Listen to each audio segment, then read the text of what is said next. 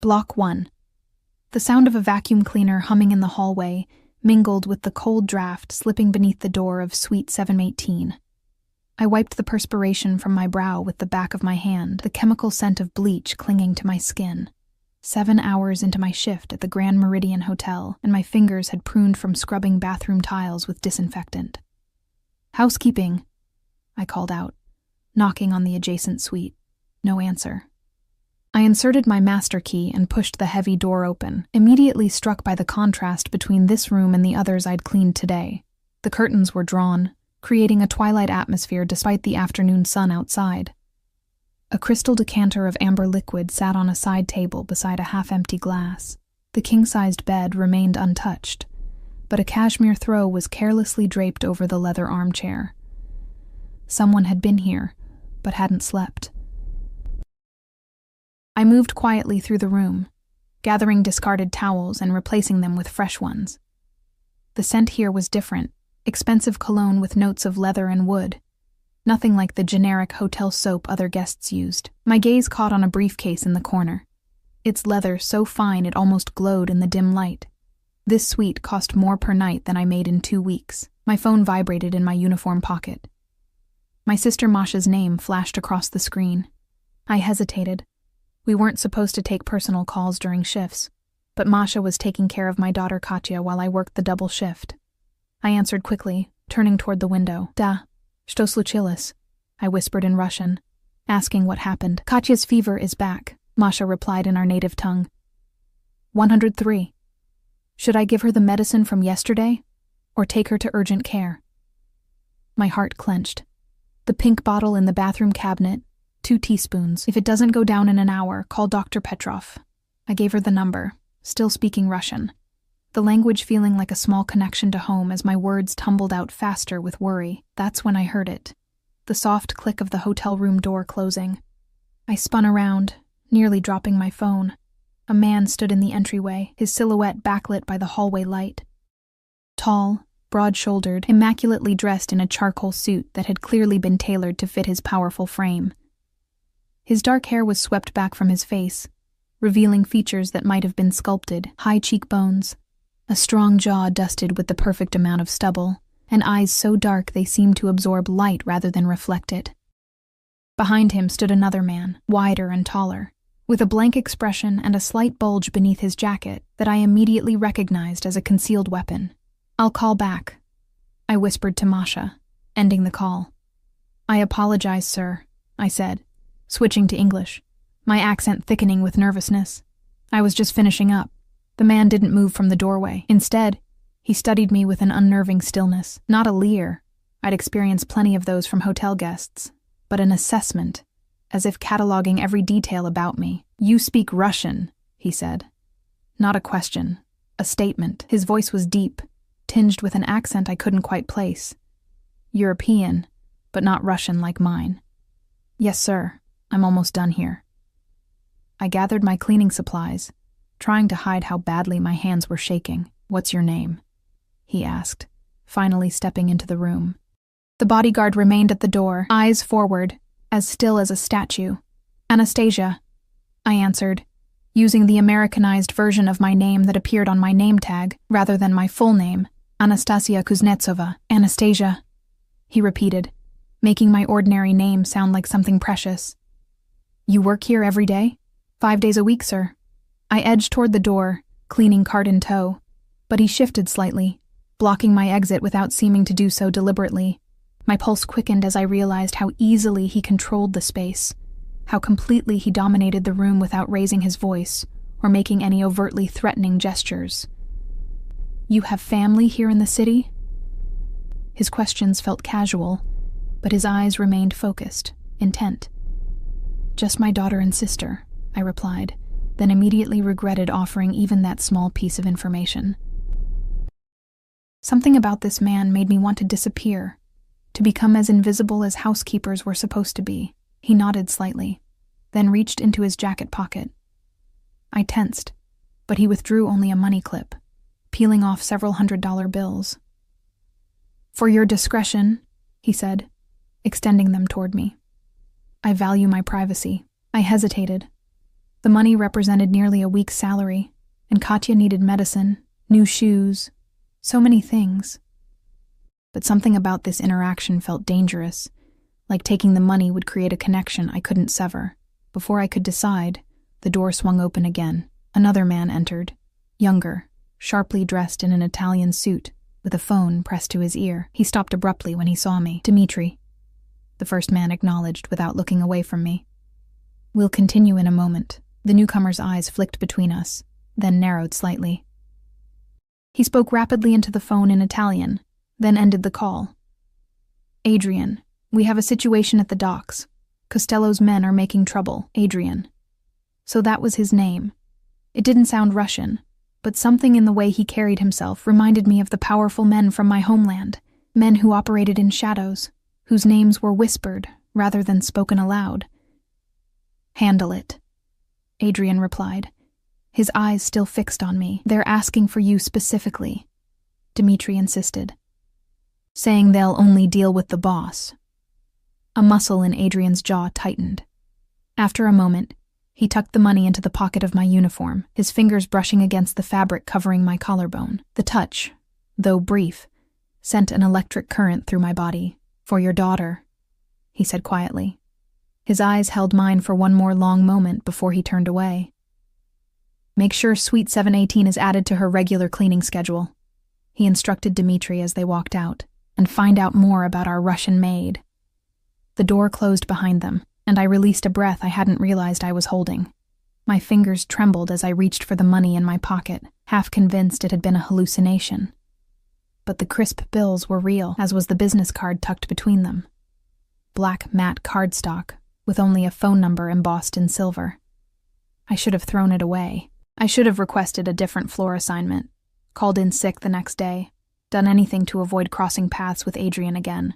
Instead, I slipped the card into my bra, next to my heart, and told myself it was just for emergencies, just in case Katya's condition worsened and we needed help. I didn't know then that I had already made my first mistake, that by accepting his money, by keeping his card, by speaking Russian in his presence, I had already entered his world.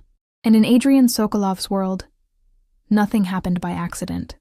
The next morning dawned gray and drizzly, matching my mood as I dragged myself out of bed at 5 a.m. Katya's fever had broken during the night, but she remained listless, curled up beside me in the small bed we shared in our one-bedroom apartment.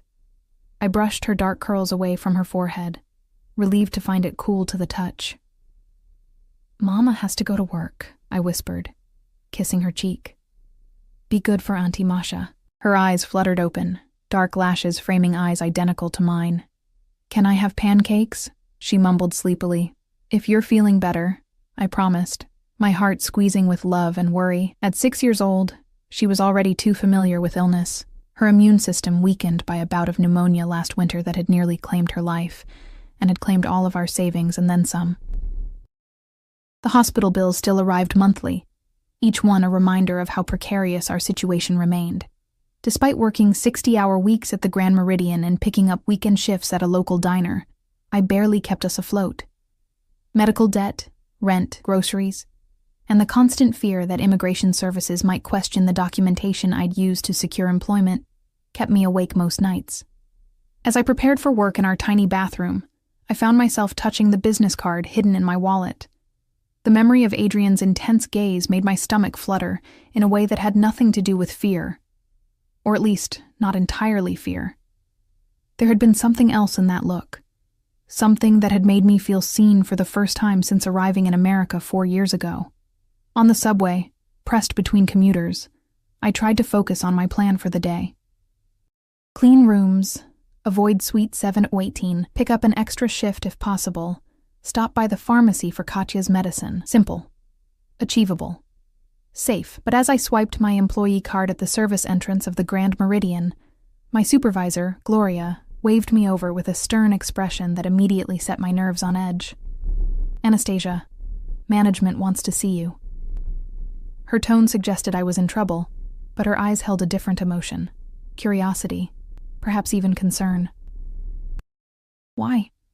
I asked, my accent thickening as it always did when I was nervous. "Don't know," But when the owner of the hotel asks for a specific maid by name, it's usually not good. She lowered her voice. Did you take something from a room? Break something expensive? No, nothing like that. My mind raced. The owner? Adrian had said to add his suite to my cleaning schedule, but I hadn't expected such a direct intervention. Well, they're waiting in Mr. Petrov's office. She handed me a fresh uniform. Change first. You look like you slept in that one. 10 minutes later, heart hammering against my ribs, I knocked on the hotel manager's door. The plaque read, Viktor Petrov, General Manager, a fellow Russian, though he'd never acknowledged our shared heritage beyond a raised eyebrow at my paperwork when I was hired. Enter, called a voice from within. I stepped inside to find Viktor seated behind his massive desk, his usual look of detached superiority replaced by something approaching deference. Because standing by the window, gazing out at the Manhattan skyline, was Adrian. Today, he wore a deep blue suit that made his shoulders appear even broader. When he turned to look at me, I noticed his eyes weren't black as I'd first thought, but a midnight blue so dark it bordered on obsidian. They warmed slightly as they landed on me. Ah, Anastasia, Viktor said, gesturing for me to sit in the chair opposite his desk. Mr. Sokolov has specifically requested your services. I remained standing, my hands clasped in front of me to hide their trembling. My services? I repeated, glancing between Viktor and Adrian. Mr. Sokolov owns the Meridian Hotel Group, Viktor explained, his tone deferential in a way I'd never heard before. He's requested that you be reassigned as dedicated staff for the penthouse suite, the penthouse. Not just suite 718, but the crown jewel of the Grand Meridian, occupying the entire top floor with its own private elevator and security. I'd only glimpsed it once during training, marveling at the panoramic views and furnishings that cost more than I would earn in a decade. I don't understand, I said, looking directly at Adrian for the first time since entering the room. I'm just a regular housekeeper. Adrian moved away from the window, each step deliberate. I prefer consistency in my staff, he said, his voice carrying the same quiet authority as yesterday. And I have specific requirements for maintaining my residence. Residence, not suite or room. The realization hit me that Adrian Sokolov didn't just own the hotel. He lived here. The position includes a significant pay increase, Viktor added, sliding a document across the desk. Double your current salary, plus benefits. I stared at the paper without touching it. Double my salary would mean proper medical care for Katya, perhaps even moving to a safer neighborhood. It could change everything. But instinct told me this offer came with invisible strings. I need an answer today, Adrian said, not unkindly. I'll be traveling to Europe tomorrow and require staff arrangements to be finalized. May I ask what the position entails exactly? I managed, proud that my voice remained steady. Adrian nodded to Viktor, who stood and excused himself, closing the door behind him with a soft click. The moment we were alone, the atmosphere shifted, becoming charged with an intensity that made the hair on my arms stand up. The position is straightforward, Adrian said, leaning against the desk, close enough that I could smell his cologne, sandalwood and something darker, more primal. You'll maintain the penthouse, manage household supplies, and ensure privacy is strictly maintained. And my schedule? I asked, thinking of Katya. 6 to 2, Monday through Friday. No weekends, no holidays. His gaze was unwavering. I understand you have a daughter to consider. The mention of Katya sent a chill down my spine. How do you know about my daughter? A slight smile curved his lips. I make it my business to know everything about people who work closely with me, including listening to their phone calls. I dared, remembering how he'd appeared just after my conversation with Masha. Instead of anger, his smile deepened, revealing a dimple in his right cheek that transformed his severe features into something almost approachable. Including that, yes, I should have been outraged at the invasion of privacy. Instead, I felt a perverse appreciation for his honesty. Why me? I asked, the question that had been burning since I'd been summoned. Adrian pushed away from the desk and closed the distance between us. He stopped close enough that I had to tilt my head back to maintain eye contact, yet not so close that it felt threatening. You speak Russian, he said simply. I have many Russian associates. Having staff who understand the language is convenient. There was more to it than that, I was certain. but I didn't press. The salary figure on the contract caught my eye again. It would solve so many problems. "If I accept," I said carefully, "I would need assurance that the work is legitimate." Adrian's expression hardened for a fraction of a second before he chuckled, the sound low and rich. "You're asking if I'm involving you in something illegal." I nodded, not trusting myself to speak. "The position is exactly as described. Housekeeping. Nothing more." He paused, studying me. "Though I appreciate your caution, Anastasia Kuznetsova." The use of my full name, my real name, sent a jolt of panic through me. It wasn't on my employment paperwork. It wasn't on anything official in America. "How did you—" "As I said, I make it my business to know." He returned to the desk, picked up an expensive-looking fountain pen, and offered it to me. "The choice is yours, but I need an answer now." I took the pen, its weight substantial in my hand. Every instinct for self-preservation screamed to walk away, yet I couldn't ignore what this opportunity meant for Katya. For us. I signed. Adrian took the pen from my fingers, his own brushing against mine in a touch that felt deliberate. "Welcome to my employ, Anastasia." He pressed a keycard into my palm. "You start tomorrow." The penthouse exceeded every expectation. Sprawling rooms with soaring ceilings opened onto a wraparound terrace with views that stretched to the horizon. Artwork I recognized from museum textbooks hung on walls, and furniture that belonged in design magazines was arranged throughout the space. It wasn't just wealthy, it was cultured, sophisticated in a way that spoke of old money and refined taste. For 3 days, I worked in solitude, meticulously cleaning spaces that barely showed signs of use. Adrian had left for Europe as mentioned, and I found myself oddly disappointed by his absence. The penthouse felt like a stage set without its main character, beautiful but hollow. On the 4th day, as I was arranging fresh flowers in the main living area, the private elevator hummed to life. My pulse quickened, though I told myself it was merely surprise at the unexpected arrival. I set down the crystal vase and smoothed my uniform, suddenly conscious of my appearance. The elevator doors slid open to reveal not Adrian, but the man he'd called Dmitri, accompanied by 2 unfamiliar men in dark suits. They carried leather briefcases and spoke rapidly in Italian, falling silent when they noticed me. "You must be the new girl," Dmitri said, assessing me with cool detachment. Unlike Adrian, whose gaze had felt like it peeled away layers, Dmitri's felt dismissive, as if I were merely another piece of furniture. "Coffee for 3, conference room." His tone made it clear he was accustomed to being obeyed without question. I nodded and moved toward the kitchen, listening as they continued down the hallway to what Adrian had referred to as the study on my orientation paperwork, but which appeared to be a fully equipped conference room. As I prepared the coffee service, Adrian's documents had specified exactly how it should be arranged. I heard the murmur of voices rise and fall from the study. Though tempted to linger and listen, I reminded myself of the contract I'd signed, with its extensive confidentiality clauses and penalties for breaches. I knocked once on the study door before entering with the tray. The men fell silent immediately. Spread across the conference table were documents, maps, and what looked like architectural plans. Dmitri quickly gathered them up as I set down the coffee service. "That will be all," he said curtly, dismissing me without a glance. I turned to leave, but one of the other men called out in Italian. Though I didn't speak the language, his tone and gesture made it clear he was asking about me. Dmitri responded in the same language, his voice tight. I caught only one word I recognized.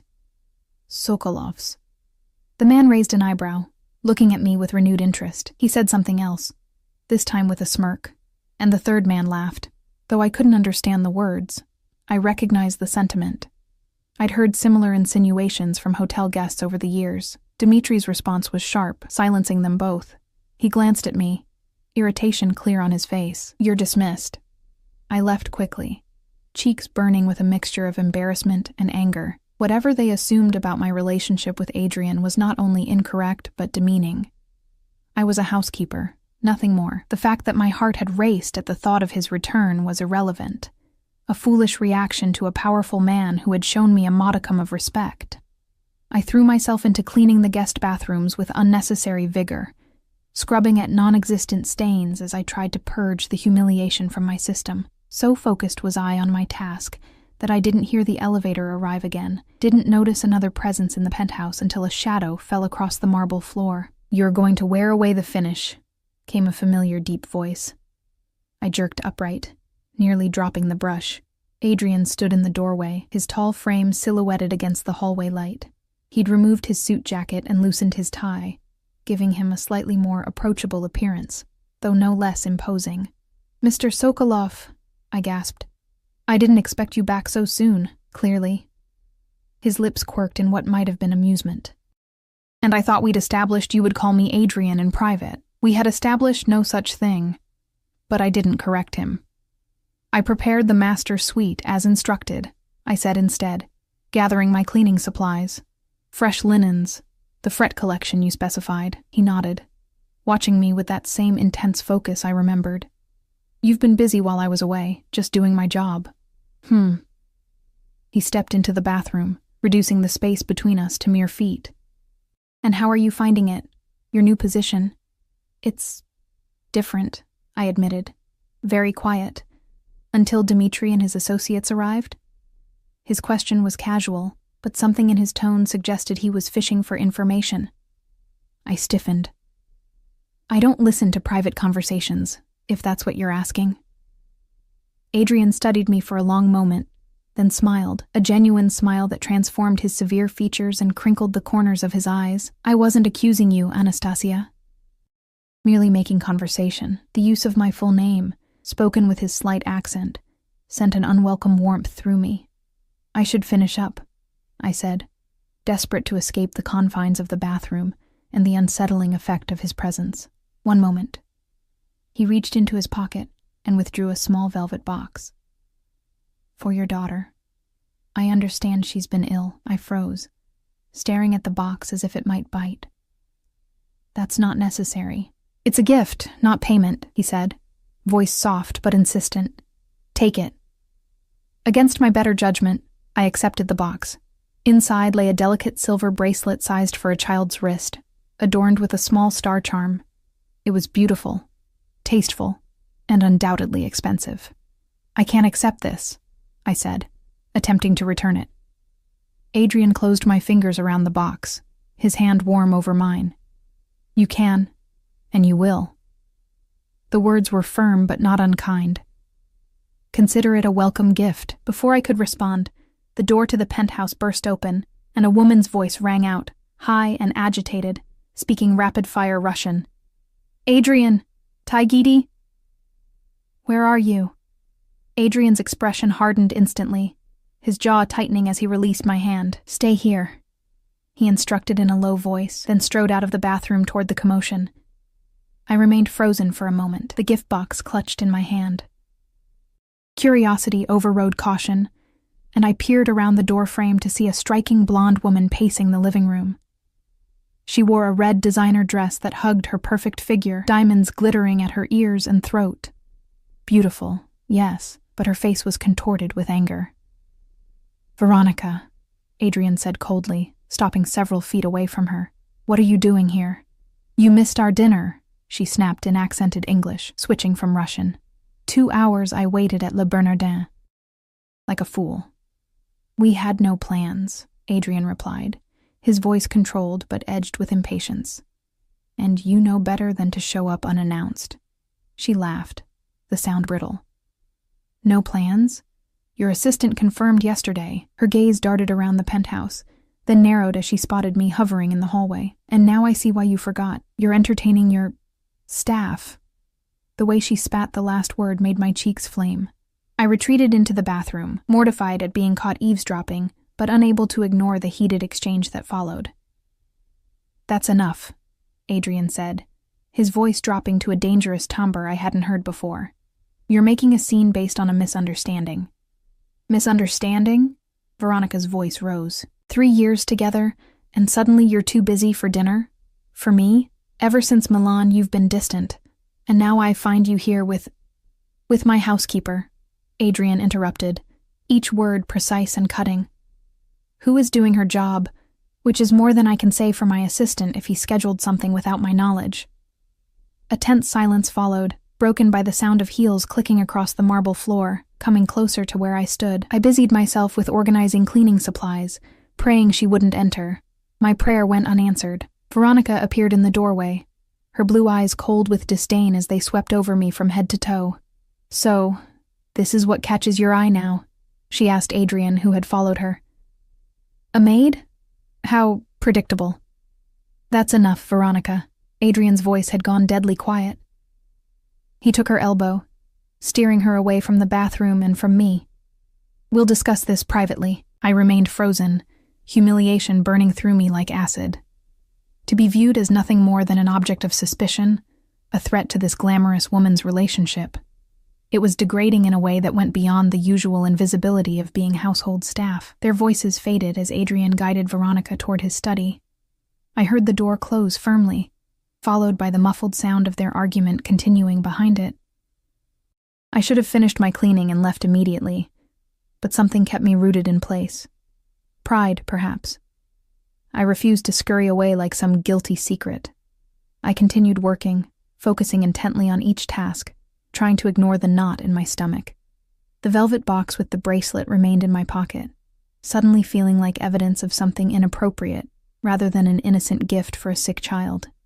20 minutes later, the study door opened.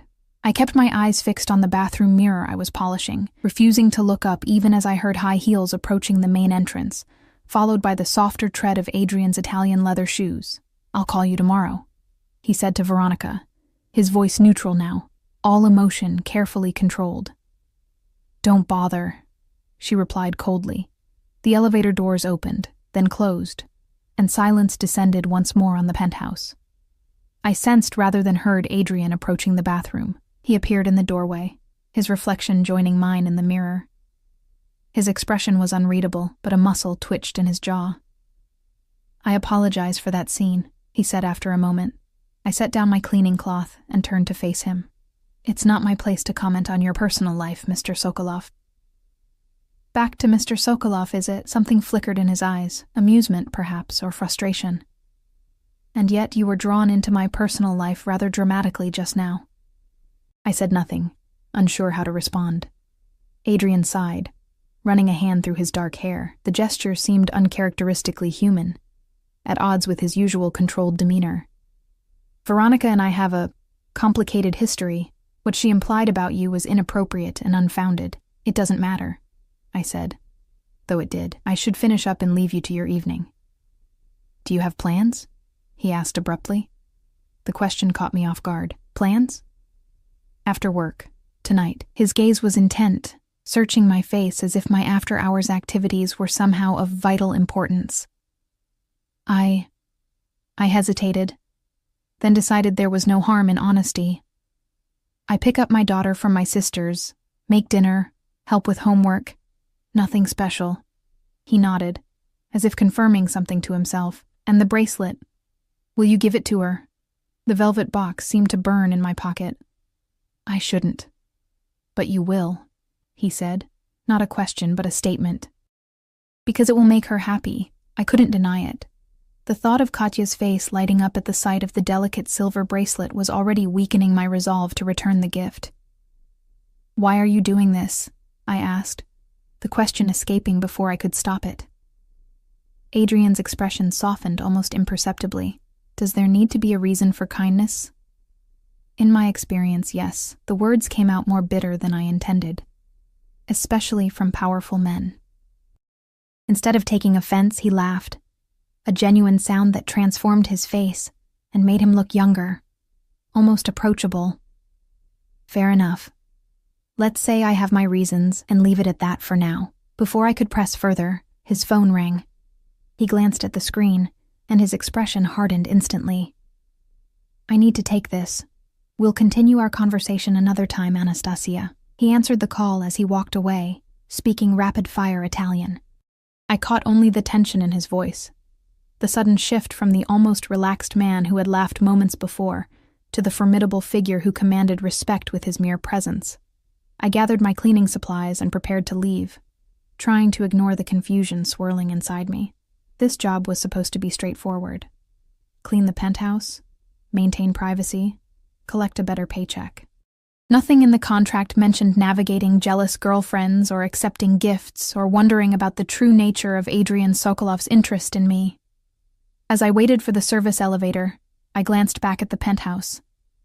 Through the open door of the study, I could see Adrian standing at the window, phone pressed to his ear, his profile severe against the backdrop of the New York skyline, powerful, dangerous, compelling in a way I didn't want to examine too closely. The elevator arrived, and I stepped inside, telling myself that tomorrow would be simpler, that I would maintain professional boundaries and emotional distance, that I would remember who I was and who he was, and all the insurmountable differences those identities entailed. I was lying to myself, of course. But sometimes lies are necessary for survival. "Mama, look. It sparkles." Katya twirled in front of our small bathroom mirror, the silver bracelet glinting on her thin wrist. Her delight was infectious, her smile brighter than I'd seen in weeks. "It's beautiful on you, Solnishko." I kissed the top of her head, breathing in the clean scent of her freshly washed hair, my sunshine, my light. "But remember what I said. It's very special, so you must be careful with it." "I'll never take it off," she declared, with the absolutism of a 6-year-old. "Is it from a secret admirer?" I nearly choked on my tea. "Where did you learn that phrase?" "Auntie Masha was watching a show." Katya shrugged, still admiring the bracelet. "She said sometimes ladies get presents from secret admirers who love them." "It's just from a friend," I said carefully. "Now, time for bed. You have school tomorrow." Later, after Katya had fallen asleep, I sat at our tiny kitchen table with Masha, nursing a glass of cheap wine. "A friend, huh?" Masha arched an eyebrow, unconvinced. "Must be some friend to give silver jewelry to a child he's never met." "It's not like that," I insisted, though I wasn't entirely sure what it was like. "He's my employer." Masha's eyes widened. "The hotel owner? Nastya, what are you getting yourself into?" "Nothing. It was a get-well gift, that's all." I took a large swallow of wine. "His daughter probably has dozens of bracelets like that." "Does he have a daughter?"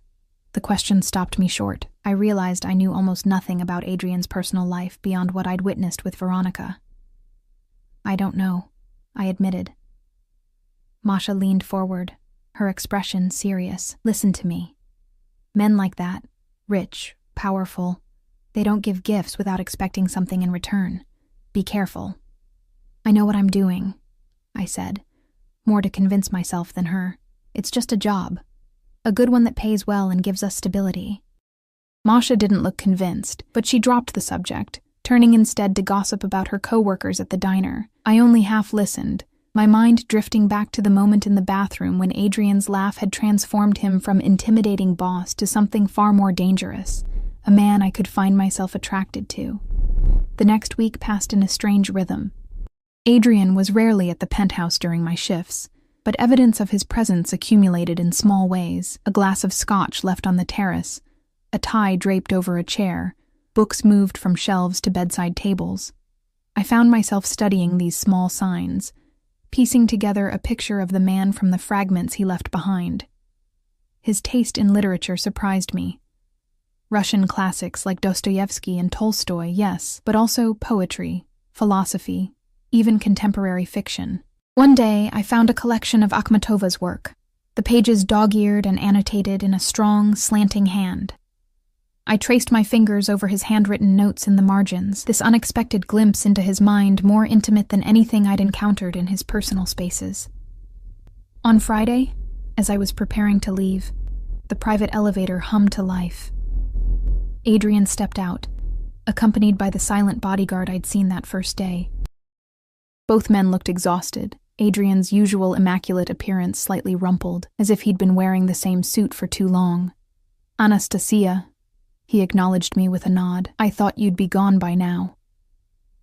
"Just finishing up," I replied, suddenly conscious of having let my hair down from its usual practical bun. "You're back earlier than expected." A ghost of a smile touched his lips.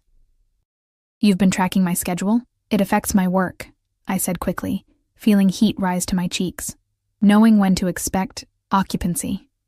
"Of course." He shrugged out of his suit jacket, wincing slightly as he rolled his shoulder. "Are you injured?"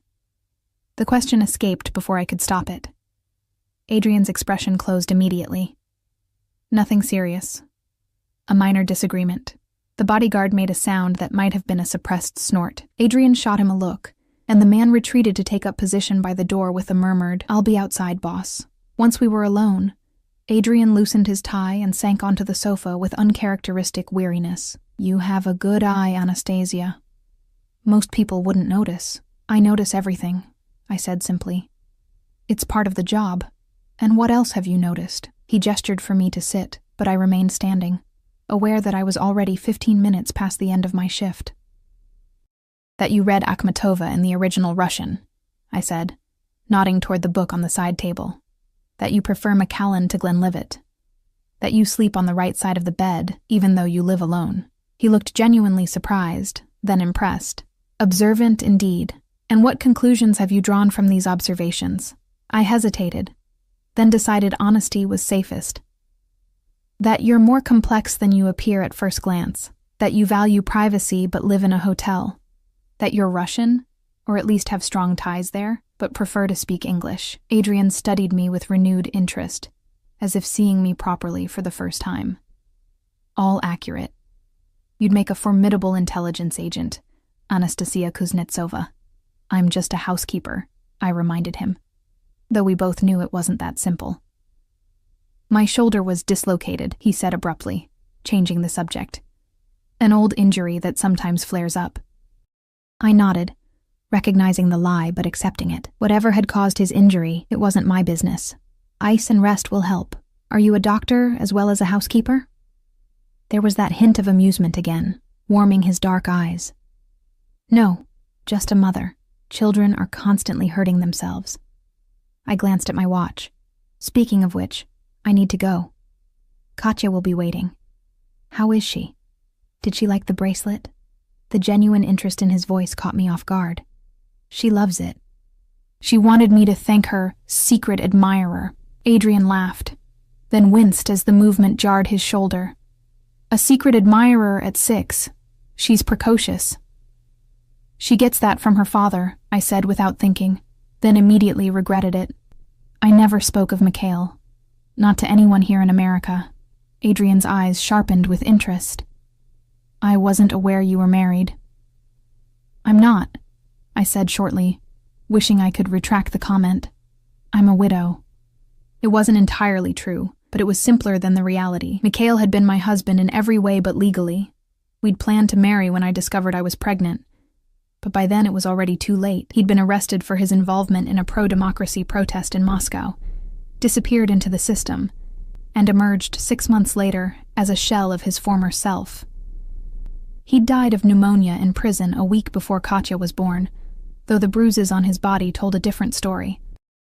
"I'm sorry," Adrian said, his voice surprisingly gentle. "Recently? 4 years ago, before we came to America." I moved toward the door, desperate to end this conversation before I revealed more than was safe. "I should go." Adrian stood, moving with the fluid grace that always seemed at odds with his powerful build. "Of course. But before you leave..." He reached into his pocket and withdrew an envelope. "For you." I eyed it warily. "What is this?" "Tickets," he said, holding out the envelope. "The Bolshoi Ballet is performing at Lincoln Center this weekend. Sleeping Beauty. I thought your daughter might enjoy it." I stared at him in disbelief. Ballet tickets were far beyond my means, especially for a prestigious company like the Bolshoi. "Why would you..." "Consider it a bonus for your excellent work," he said smoothly, pressing the envelope into my hands. 2 tickets, Saturday matinee. Unless you already have plans?" "No, but..." "Then it's settled." His tone brooked no argument. "My driver will collect you at noon." "Your driver?" I shook my head, finding my voice. "That's unnecessary. And inappropriate." Adrian's expression hardened slightly. "New York traffic is unpredictable. I'd hate for you to miss the performance." "Mr. Sokolov, Adrian..." I took a breath, steadying myself. "You're being very generous, but I can't accept this. The bracelet was already too much." "You can, and you will." The same words he'd used about the bracelet, delivered with the same quiet certainty. "Your daughter deserves beautiful experiences, doesn't she? It was a masterful manipulation. Invoking Katya made refusal almost impossible. Still, I hesitated. People will talk. Let them. He shrugged, then winced again at the movement. We both know the truth of the situation. Did we? I wasn't sure I knew anything anymore, least of all the truth of whatever was developing between us. But the thought of Katya's face when I told her we were going to the ballet. Thank you, I said finally, tucking the envelope into my bag. Katya will be thrilled. And you? His eyes held mine, searching. Will you enjoy it as well? The question felt weighted with meaning I couldn't quite decipher. I love ballet, I admitted, though I haven't seen a performance since leaving Russia. Something like satisfaction crossed his features. Then I've chosen well. Enjoy your evening, Anastasia. As I rode the service elevator down, clutching the envelope of tickets, I couldn't shake the feeling that I'd just agreed to something far more significant than a ballet performance, that with each gift accepted, each personal detail shared, I was being drawn deeper into Adrian's world, a world I still understood only in fragments and glimpses. A real ballet? Katya spun in circles around our tiny living room, her arms raised in a clumsy approximation of a ballerina's pose. With tutus and toe shoes and everything? Real ballet, I confirmed, laughing at her enthusiasm. The Bolshoi is the most famous company in Russia. Mama used to watch them when I was a girl. Katya stopped spinning, her eyes wide.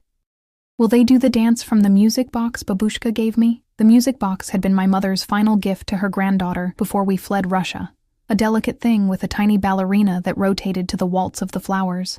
Different ballet, Solnishko. This one is Sleeping Beauty. Like the princess? She resumed her spinning, nearly knocking over a lamp in her excitement. Do I get to wear a dress? Your best dress, I promised, catching her mid-twirl and lifting her into a hug. Her small body felt warm and solid against mine, her heart beating like a bird's. And we're going in a fancy car. Masha, who had been listening from the kitchen doorway, raised an eyebrow. A fancy car? Provided by your generous employer, I assume. I set Katya down. Go brush your teeth, little one. It's bedtime. Once Katya had scampered off to the bathroom, I turned to Masha. It's just a car service, to make sure we arrive on time, Nastya. Masha crossed her arms. This man gives your daughter silver jewelry. Now ballet tickets and a private car? You're smart enough to know what this looks like. It's not like that, I insisted, though the doubt in her eyes mirrored my own uncertainties. He's just being kind. Men like that aren't kind without reason, Masha replied, her voice dropping to ensure Katya wouldn't overhear. What does he want from you? The question had been haunting me since I'd left the penthouse. What did Adrian Sokolov want from a widowed immigrant housekeeper? If physical attraction was his goal, there were far more direct approaches available to a man of his wealth and power. If he simply needed reliable household staff, the gifts and personal attention were unnecessary. I don't know, I admitted finally, but the tickets will make Katya happy. After everything she's been through, doesn't she deserve one magical afternoon? Masha's expression softened. Of course she does. Just be careful, Nastya. This feels like a fairy tale, but remember, those always have a monster somewhere in the story. Her words stayed with me late into the night, as I lay beside Katya's sleeping form, listening to her soft breaths. In the fairy tales our mother had told us, the monsters were obvious. Bears with iron teeth, witches in houses of bones, wolves dressed as grandmothers. But in the real world, monsters wore expensive suits and offered kindnesses that bound you to them thread by silken thread until you were too entangled to escape. Yet as I drifted toward sleep, it wasn't fear that colored my thoughts of Saturday, but a treacherous anticipation. The car that arrived at our apartment building was not the discreet town car I had expected, but a gleaming black Rolls-Royce with tinted windows. The driver, a broad-shouldered man with the unmistakable bearing of security rather than chauffeur, held the door open as Katya and I approached. Ms. Kuznetsova, he greeted me with a slight nod. Mr. Sokolov sends his compliments. Katya clutched my hand, momentarily shy in the face of such luxury. She wore her best dress, blue velvet with a white collar, purchased second-hand but carefully mended and pressed for the occasion. I'd spent hours on my own appearance as well, wearing the only dress I owned that wasn't strictly utilitarian, a deep green wrap dress that had once, in another life, been worn to gallery openings and theater premieres in Moscow. "Mama, it's like a spaceship inside," Katya whispered as we slid into the leather interior. She ran her small hands over the seats in wonder, then noticed the small package resting on the center console. "What's that?" Before I could stop her, she'd picked up the box with its elegant silver ribbon. The card attached bore only my first name in that same strong, slanting handwriting I'd seen in the margins of Adrian's books. "Is it a present?" Katya asked, bouncing slightly in her seat. "Can I open it?" "It's for me, I think," I said, gently taking the box. I hesitated, then carefully untied the ribbon. Inside, nestled in black velvet, lay a pair of earrings, teardrop emeralds surrounded by tiny diamonds. They caught the light filtering through the car windows, sending prisms dancing across Katya's awestruck face. "They're green like your dress, Mama," she breathed, "like a princess." They were also clearly genuine, and worth more than I earned in months. My hands trembled slightly as I lifted the note beneath them. "To compliment your eyes, enjoy the performance, A." A flush of heat crawled up my neck. The earrings were exquisite, precisely matched to my dress, which meant Adrian had noticed what I wore, had remembered, had selected jewelry specifically to enhance my appearance. It was a level of attention that went far beyond employer-employee propriety. "Aren't you going to put them on?" Katya asked, still entranced by the sparkling gems.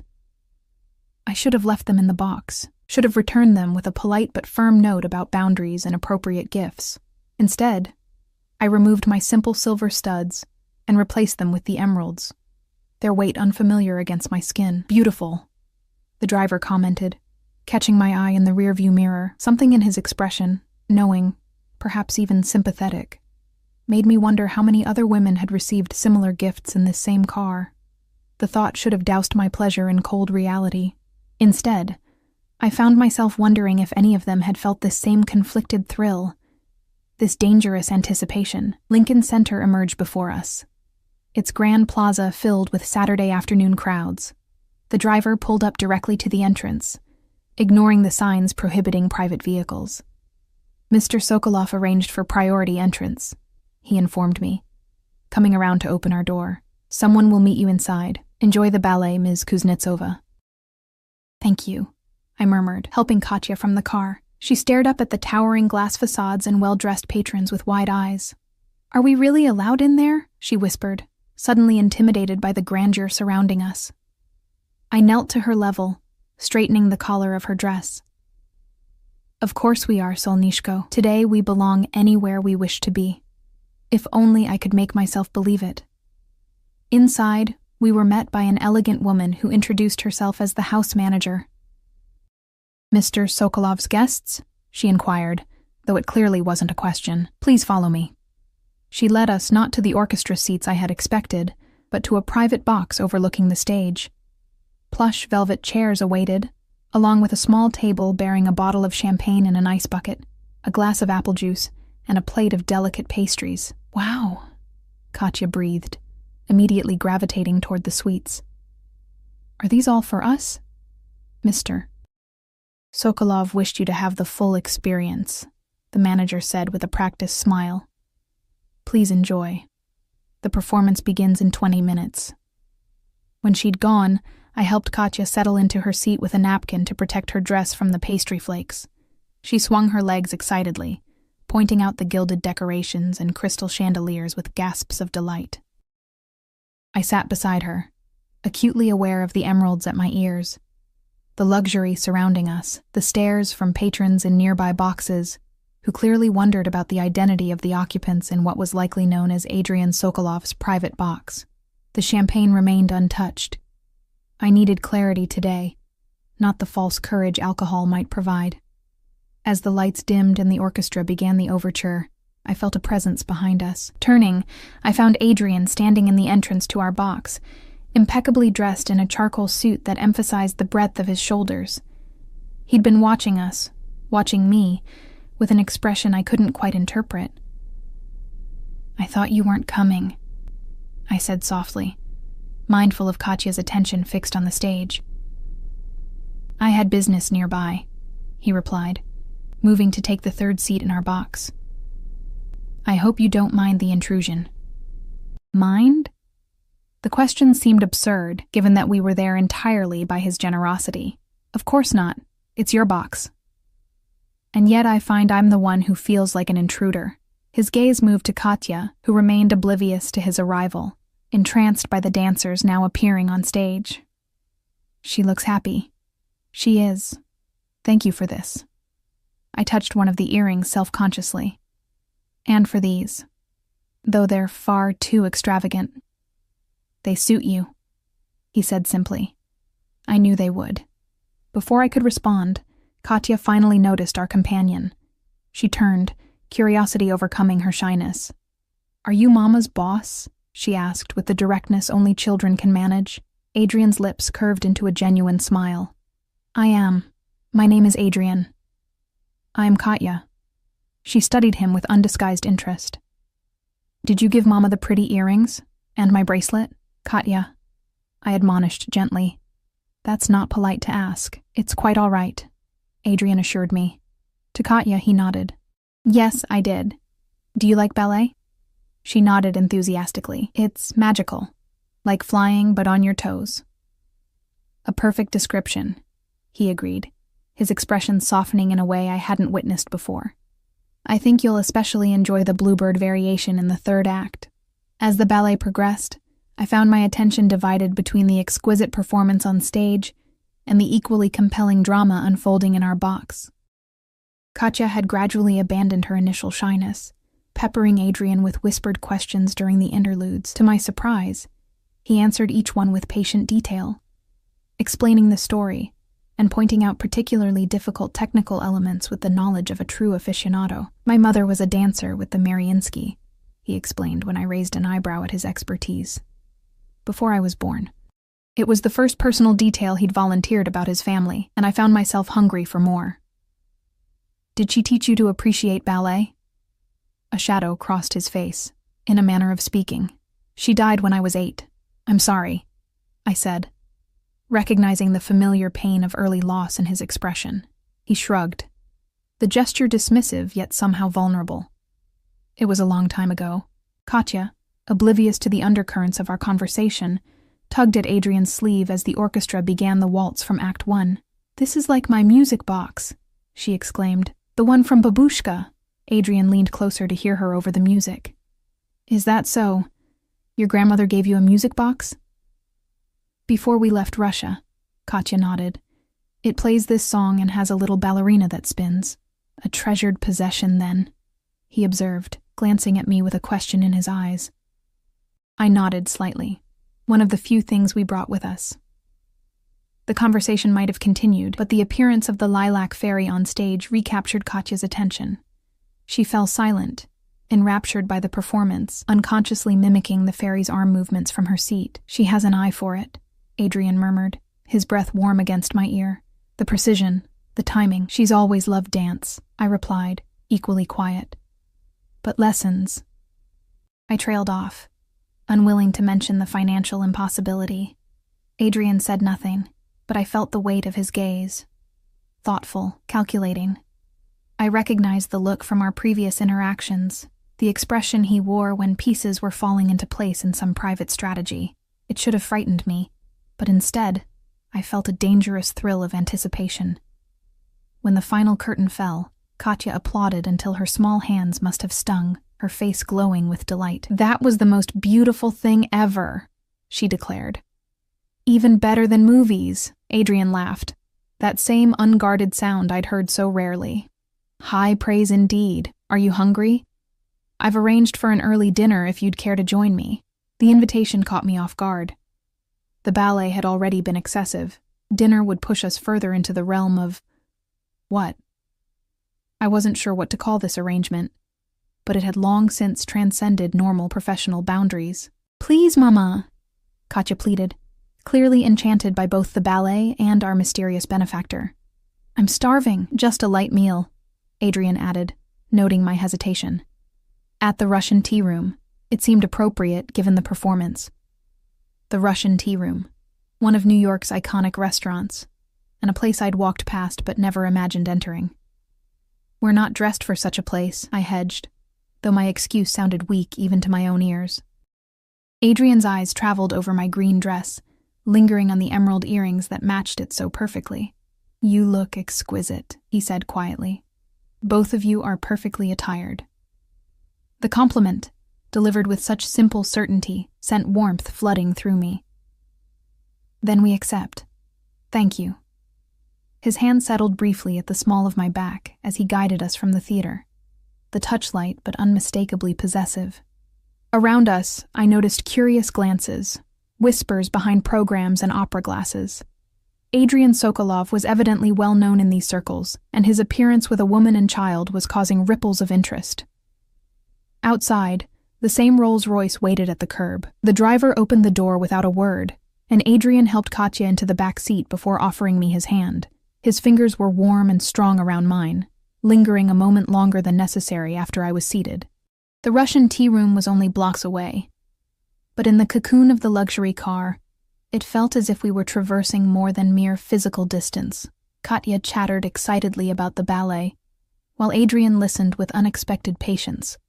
I remained quiet, watching the interaction with a mixture of pleasure and unease. They looked right together somehow, this powerful man and my bright-eyed daughter, connected by a shared appreciation of beauty and art that transcended their vastly different worlds. The restaurant interior was exactly as I remembered from the glimpses I'd caught through its windows: red leather banquettes, samovars gleaming on shelves, the famous bear-shaped aquarium. The maitre d' greeted Adrian by name, leading us to a private booth in a secluded corner. "Wow," Katya breathed, eyes wide as she took in the opulent surroundings. "It looks like a palace. It's designed to remind Russians of home while impressing Americans," Adrian explained with a wry smile. "A bit theatrical, but the food is authentic." He ordered for us in fluent Russian, selecting dishes I hadn't tasted since leaving Moscow. Proper borscht with sour cream, pelmeni with butter and dill, blini with caviar, though he requested sturgeon roe for Katya, correctly guessing that traditional caviar might be too salty for her palate. As we ate, I observed Adrian with new eyes. Here, surrounded by reminders of his heritage, he seemed more relaxed than I'd ever seen him. The dangerous edge that usually accompanied his presence temporarily softened. He even smiled, really smiled, when Katya declared the cherry vareniki better than ice cream. "You've made quite an impression on my daughter," I said, when Katya excused herself to visit the ornate bathroom, accompanied by a waitress at Adrian's insistence. "She's a remarkable child," he replied, swirling the vodka in his glass. "Bright, observant, much like her mother." I felt a flush of pride, mingled with something more complex as I met his dark gaze across the table. "Why are you doing all this? The tickets, dinner, it's excessive for a mere employee." Adrian set down his glass, studying me with an intensity that made my pulse quicken. "Perhaps you've never been merely anything to me, Anastasia." The admission hung between us, weighted with implications I wasn't prepared to consider. "I don't understand what you want from me." "Don't you?" His expression grew serious. "I think you understand perfectly, but you're afraid to acknowledge it." Before I could respond, Katya returned, exclaiming over the golden faucets in the bathroom. The moment of tension dissolved as Adrian signaled for dessert to be brought, honey cake and tea served from a samovar, completing our Russian feast. By the time we emerged from the restaurant, twilight had fallen over the city. Katya, full of sugar and excitement, leaned against me drowsily as Adrian directed the driver to take us home. "Today was like a fairy tale," she murmured, fighting to keep her eyes open as the car glided through Manhattan traffic. "Can we do it again sometime?" Adrian, seated across from us, met my gaze over her head. "Perhaps, if your mother agrees." The question in his eyes was clear, and I found myself nodding slightly, unable to deny my daughter, or myself, the pleasure of his company, despite the warning bells that continued to sound in the back of my mind. Katya was fully asleep by the time we reached our apartment building, her head heavy against my shoulder. Adrian dismissed the driver with a quiet word, then insisted on carrying my exhausted daughter upstairs. "It's not necessary," I protested. "I can manage." "I'm sure you can," he replied, already lifting Katya's slight form in his arms. "You've managed everything on your own for years. Allow me this small courtesy." Too tired to argue, I led him up the 4 flights of stairs to our apartment, acutely conscious of how the modest surroundings would appear to someone accustomed to penthouses and private boxes. I unlocked the door with a whispered apology for the cramped space. Adrian said nothing as he carried Katya to the bedroom I indicated, laying her gently on the bed with unexpected tenderness. He stepped back as I removed her shoes and covered her with a blanket, brushing a kiss against her forehead.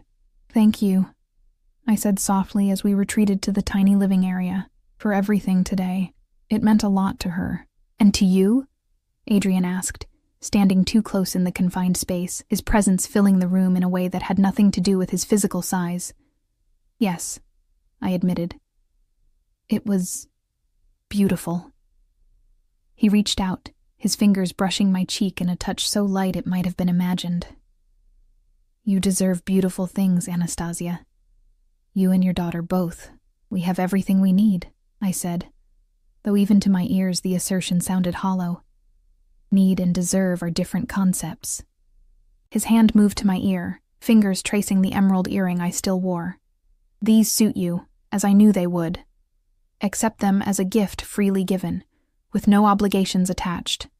"There are always obligations," I whispered, fighting the urge to lean into his touch. "Everything has a price." Adrian's expression darkened. "Is that what you believe? That I expect payment for my generosity?" I don't know what to believe anymore. The admission cost me, but honesty seemed the only path forward. "I don't understand what's happening between us." "Then let me be clear." His voice dropped lower, intimate in the silence of the apartment. "I want you, Anastasia. Not as an employee, not as a conquest. As a woman who fascinates me, challenges me, sees me clearly despite all my attempts at concealment. The declaration should have shocked me, but some part of me had known this was coming since that first moment in Suite 718 when our eyes had met. "It's impossible," I said, though my body betrayed me, leaning closer to him. "You're... and I'm... 2 people who want each other," he finished for me. "The rest is circumstance, not substance." His hand slid to the nape of my neck, warm and sure. I should have pulled away, should have reminded him of Veronica, of professional boundaries, of all the reasons this was a catastrophic idea. Instead, I remained motionless as he lowered his head, his breath mingling with mine for a suspended moment before his lips touched mine. The kiss was gentle at first, a question rather than a demand. When I didn't resist, it deepened, becoming something hungry and insistent that awakened an answering need within me. My hands found their way to his chest, feeling the solid strength beneath expensive fabric, the rapid beat of his heart mirroring my own. When we finally broke apart, both breathing heavily, reality came crashing back. "This can't happen," I said, stepping back. "You have a girlfriend. I work for you. My daughter." "Veronica and I are finished," he interrupted. "Have been for weeks, despite her reluctance to accept it. As for your employment, that can be arranged differently if it concerns you." "And what about Katya?" I challenged. "What place does she have in this, whatever this is?" Adrian's expression softened as he glanced toward the bedroom where she slept. "I meant what I said. She's remarkable. I would never do anything to harm her or come between you. You barely know us," I argued, though my resistance was weakening by the moment. "I know enough." His certainty was both frightening and alluring. The rest we discovered together. He reached for me again, and this time I didn't resist as he drew me against him, his arms encircling me in an embrace that felt, against all reason, like coming home. "Stay," I whispered against his chest, "just for a while." He did, holding me on the second-hand sofa as I told him about Mikhail, about our escape from Russia after his death, about the struggles and small triumphs of building a life for Katya in a new country. He listened without interruption, one hand stroking my hair, the other holding mine as if it were something precious. In turn, he shared fragments of his own story, his childhood in St. Petersburg, the loss of his mother, his rise through the ranks of various enterprises until he'd built his current empire. He spoke elliptically about his business dealings, and I didn't press. understanding instinctively that there were aspects of his life better left unexamined for now. Dawn was breaking when he finally rose to leave, pressing a kiss to my forehead with a promise to call later.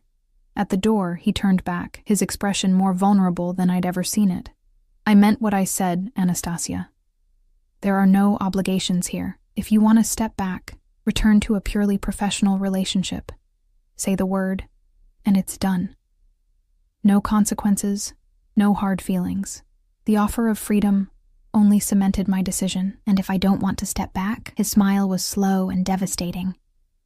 Then we move forward, together, one day at a time. After he left, I stood at the window watching as his car pulled away from the curb. In the bedroom, Katya still slept peacefully, the silver bracelet glinting on her wrist in the early morning light.